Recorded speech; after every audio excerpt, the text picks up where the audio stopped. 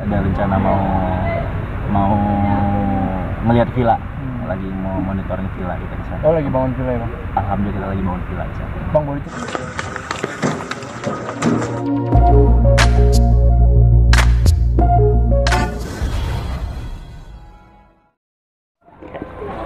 Ngajak jalan sama Bapak di mana?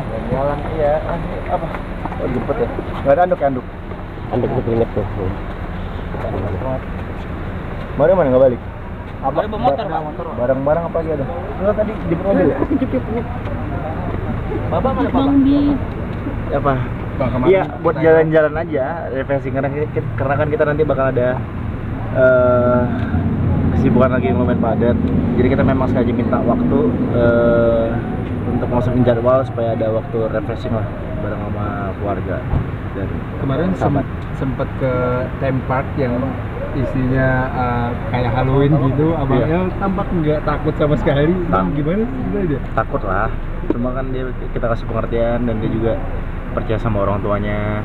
Jadi lama-lama dia udah mulai terbiasa, udah mulai nggak takut. Tapi selain ke theme park, kalian sempet kemana aja sih, Bang? Theme park, theme zone, kuliner Thailand yang kalian coba ya apa aja?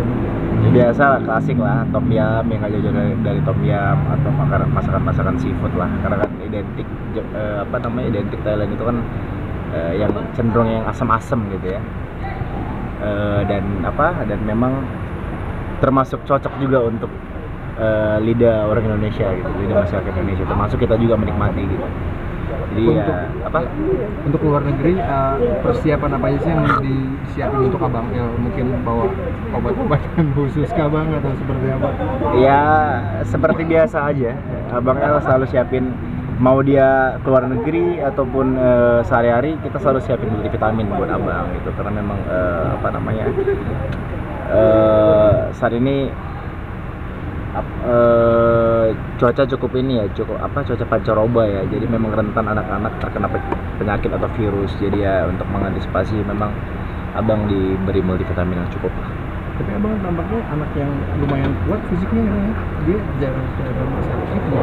Lumayan juga sih, awal-awal lumayan juga, apalagi kan dia anak prematur kan, sempat di bulan kedua dia didiagnosa oleh dokter terkena hernia, saya lupa hernia jenisnya apa, tapi memang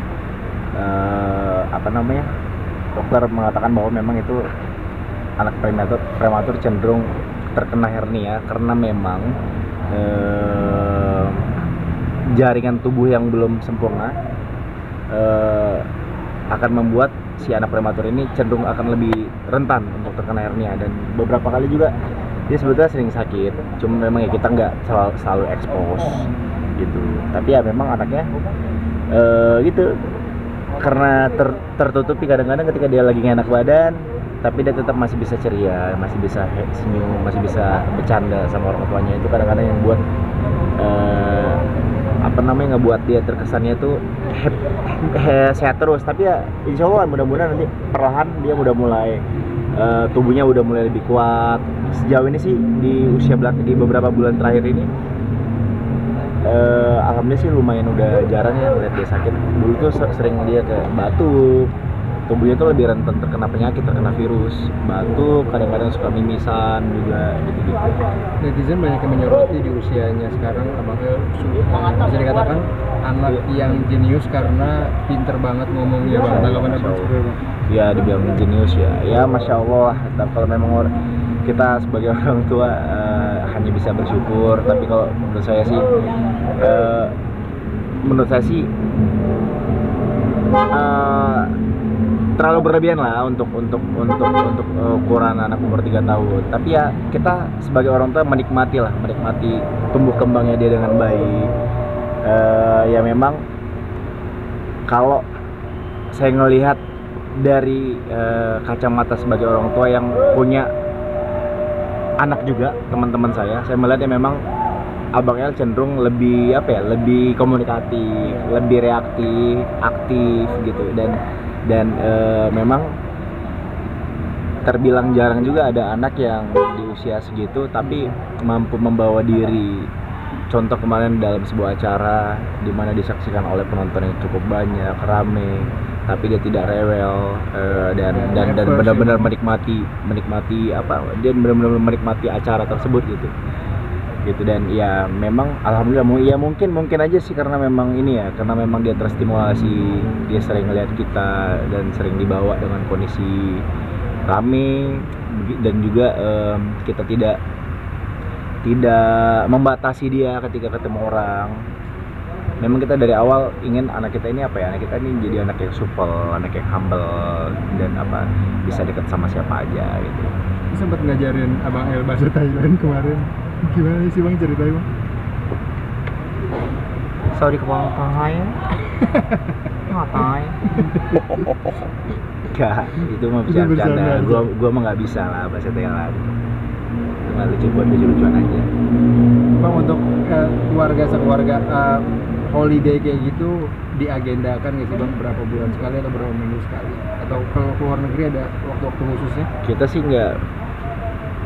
Justru kalau kita melakukan sebuah perencanaan untuk liburan jarang terrealisasi, makanya kita kadang-kadang lebih sering itu ya udah kita jalanin aja ketika ada waktu kosong, kita mau lagi moodnya pengen liburan, ya udah kita akhirnya ngomong ke tim, kita off dulu ya selama 2 minggu untuk kita liburan, akhirnya kita kosongin waktu, terus kita nyempatin untuk liburan. Kalau untuk persiapan perencanaan itu jarang. Justru kadang-kadang bagi kita sendiri pribadi kalau untuk melakukan perencanaan kadang-kadang jarang terjadi ya, suka jarang terjadi. Kayak misalkan tahun lalu saya udah rencanain untuk Anfield misalkan, namun karena kita masih syuting di satu produksi kemarin, akhirnya batal. Dan juga memang di satu sisi karena Liverpool nggak jadi juara tahun lalu, yang akhirnya saya mengurungkan niat untuk berangkat ya.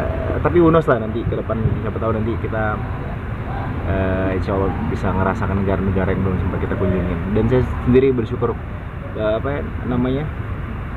saya termasuk yang senang lah bisa mewujudkan mimpi-mimpi istri, karena istri saya memang dulu salah satu impiannya dulu sebelum menikah, dia bisa jalan-jalan ke luar negeri gitu. Makanya ya alhamdulillah pelan-pelan selagi saya mampu, selagi saya bisa, saya pelan-pelan mewujudkan keinginan dia. Ada satu negara yang dia pengen banget kunjungin yang belum tercapai itu Inggris ya salah satunya, tapi yang paling dia pengen banget itu Yunani, kota seribu dewa, negeri seribu dewa gitu. Bang, terakhir, tapi kalau pemilihan lokasi holiday-nya siapa yang nentuin sih, Abang atau Dede? Kadang-kadang kita diskusi sih, tapi memang saya lebih ngikutin ini aja, saya ngikut maunya dia kan.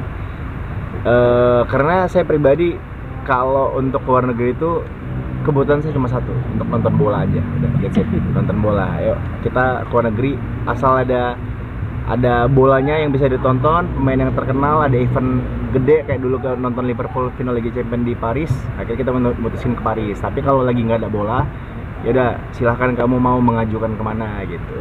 Kayak ini kan dia pengen tahun depan insya Allah ke Santorini katanya. Ya mudah-mudahan lah kita ada waktu, ada rezeki lebih, kita insya Allah bisa ke Santorini. Bang, di komenan YouTube Santorini terakhir, di komenan YouTube terakhir Thailand, Sukabumi juga banyak.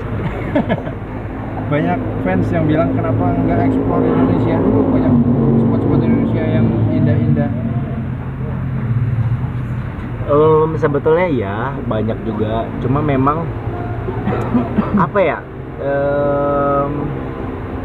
sempat ada keinginan kayak dulu kan saya juga sempat bawa istri dan keluarga kalau gitu pas kita lagi habis lamaran. Saya pernah ke NTB apa NTT ya, di Uluwatu kalau nggak salah. Waktu itu saya boyong 2 keluarga besar. Itu udah salah satu kita mengekspor keindahan wisata Indonesia. Tapi ada satu tempat yang memang dari dulu saya kepengen tapi belum, itu di Astagfirullahaladzim saya lupa apa sih namanya, yang daerah timur yang pakai dan pantainya, Raja Ampat. Raja Ampat. Saya kepengen ke Raja Ampat, pengen diving sama snorkeling di sana, cuma belum dulu. Kalau dibilang dibilang kita wah tidak bangga dengan keindahan wisata domestik sendiri, ya itu enggak lah, kita nggak begitu. Karena beberapa kali juga baik saya dan istri juga beberapa kali sering lah ke daerah Indonesia Tengah, Indonesia Timur gitu. Bang, pertimbangan kalau di luar negeri lebih tenang nggak sih bang, nggak dikejar-kejar fans gitu bang?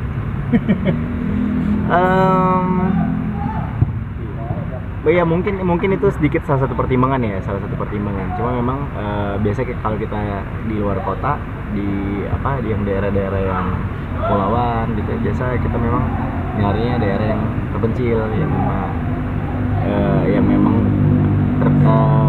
private ya, terkesan private gitu. Jadi kita memang lebih bisa menikmati sendiri gitu. Karena kan kita tujuan liburannya kan pengen tenang juga kan. Bang, terakhir bang, next nih rencana kemana bang? Belum tahu. Belum tahu ya. Ya kita nggak tahu nanti ke depannya. Itu tadi goalsnya saya pengen wujudin istri, pengen mimpi istri di Santorini. Terus kita juga belum sempat ke Venezia, juga belum sempat. Banyak lah nanti wishlist kita yang belum tercapai, yang lagi kita berusaha untuk capai. Dan tapi kalau untuk ke depannya mungkin di Bali kali ya. Karena insya Allah nanti mohon doanya kita ke Bali, kita kan ada rencana mau ngelihat villa, lagi mau monitoring villa kita di sana. Oh, lagi bangun villa ya bang? Alhamdulillah kita lagi bangun villa di sana. Bang, boleh cerita sedikit bang soal villanya bang? Oh my god, bercanda tanya nih. Mancing sih. Iya. Di sana ngebangun villa khusus buat sendiri atau untuk disewakan bang? Sebetulnya kita dari awal kan memang itu bentuk investasi. Cuma karena memang kebetulan kita senang ke Bali, ya sesekali kita tempatin lah untuk sebagai tempat tinggal. Tapi memang tujuan utama kita untuk komersil lah. Karena memang secara investasi, saya secara pribadi menilai potensi bisnis di sana cukup besar gitu ya. Karena memang warga luarnya ya cukup banyak peminatnya ya, yang berdatangan ke Bali. Daerah mana bang? Kita di daerah Canggu, salah satunya ada di daerah Pererana, satunya lagi. Ada dua bang, artinya bisnis baru ini mencoba bisnis properti di Bali apalagi tentunya daya jualnya harus punya desain yang bagus. Nah, kalau konsep dari villanya abang sendiri mengusung konsep apa bang? Kalau untuk ini kan saya udah mempercayakan sama arsitek yang teman saya, salah satu arsitek bagus yang udah punya nama juga, yang memang dia ngerti maunya kita. Tapi kalau memang secara general sih tentunya kita pengen satu bangunan yang modern ya, yang memang karena target pasar kita memang sebetulnya bule, jadi ya memang kita menyesuaikan dengan kebutuhan orang bule. Kita pasti sebelum bangun, sebelum desain pasti akan riset dulu dong, bule ini maunya apa sih. Dia biasa ketika dia menginap satu tempat Airbnb atau dia nginap bulanan, apa sih yang dia pengen, kebutuhan dia apa aja di situ. Jadi kita berusaha untuk mengakomodir hal-hal itu. Bang, boleh tahu luasnya nggak sih kira-kira yang Canggu berapa? Nonton yang di YouTube gua. Amin. Tapi nggak segitu. Ya lumayan lah, alhamdulillah lumayan lah. Alhamdulillah. Ditunggu aja pokoknya. 1 hektar lebih. Enggak lah. Canggu. Nggak dapet tanah segede gitu di Canggu. Susah. Udah sempit. Rapet itu tahu. Punya pacar Bali kan? Udah siapa tahu dia punya pacar. Yang ini dikat ya. Apa dia jadi teaser? Bang, kenapa mutusin akhirnya berinvestasi properti sih bang? Iya itu tadi saya melihat ini ada satu peluang investasi yang cukup bagus. Selain kita memang dapat passive income, tentu juga ini bisa jadi investasi jangka panjang yang baik untuk kedepannya. Kan kita nggak tahu, siapa tahu nanti di hari tua kita pengen hidup santai, ingin menghilangkan penat rutinitas, pengen berlama-lama di sana, kan kita nggak pernah tahu gitu. Siapa tahu nanti suatu saat saya bisa aja stay di sana gitu. Ada lagi ya? Thank you bang. Makasih ya semuanya. Sehat-sehat terus bang. Iya, makasih, sehat-sehat semua juga ya. Iya.